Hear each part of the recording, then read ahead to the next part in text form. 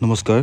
সকলোকে পুনৰবাৰ স্বাগতম জনাইছোঁ আপোনালোকে স্ক্ৰীনত এখন নটিফিকেশ্যন দেখা পাইছে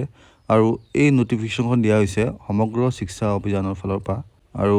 এই নটিফিকেশ্যনখন যোৱা 9 তাৰিখে দিয়া হৈছে এই নটিফিকেশ্যনখনৰ মূল বিষয়বস্তু হ'ল special drive for updation of mobile number of parents guardians of student আৰু এই নটিফিকেশ্যনখন দিছে Shri Sanjay Dutta ACS executive director Samagra Shiksha অসমৰ ফালৰ পৰা With reference to the subject cited above, it is to inform you that Samagra Shiksha Assam is going to send SMS to the parents, guardians of students who are found continuously absent in school. The absence of students hampers his academic career and most of the time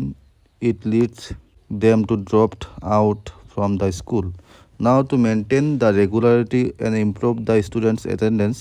bulk SMS will be sent to the parents, guardians of such students for which the mobile number of parents guardian must be corrected. Therefore, a massive special drive will be carried out from 13 to 17 May to update the correct mobile number of parents guardian of students in Siksha setu portal. You are hereby requested to inform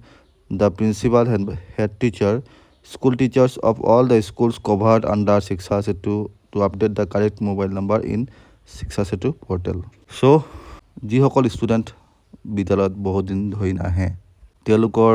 কাৰণে এই mobile number update কৰিব কৈছে যাতে তেওঁলোকক contact কৰিব পৰা যায় আৰু বিদ্যালয়লৈ নহাৰ ৰিজনটো তেওঁলোকে যাতে গম পায় আৰু যদি একেৰাহে এসপ্তাহ বা 10 দিন বিদ্যালয়লৈ নাহে তেতিয়া ল'ৰা ছোৱালীজনী ড্ৰপ আউটত যোৱাৰ সম্ভাৱনা থাকে বা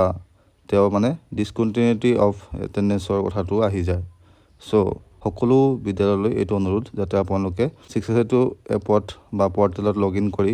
গাৰ্জেনসকলৰ মোবাইল নাম্বাৰটো একুৰেটলি আপডেট কৰে যাতে তেওঁলোকক কণ্টেক্ট কৰিলে পোৱা যায় চ' এইখিনি আছিলে আজি ইনফৰ্মেশ্যন আশা কৰিছোঁ আপোনালোকে মোৰ ভিডিঅ'টি চাই উপকৃত হৈছে লগ পাম আন এটি ভিডিঅ'লৈ তেতিয়ালৈকে stay fit stay healthy bye bye জয় আই অসম জয় হিন্দ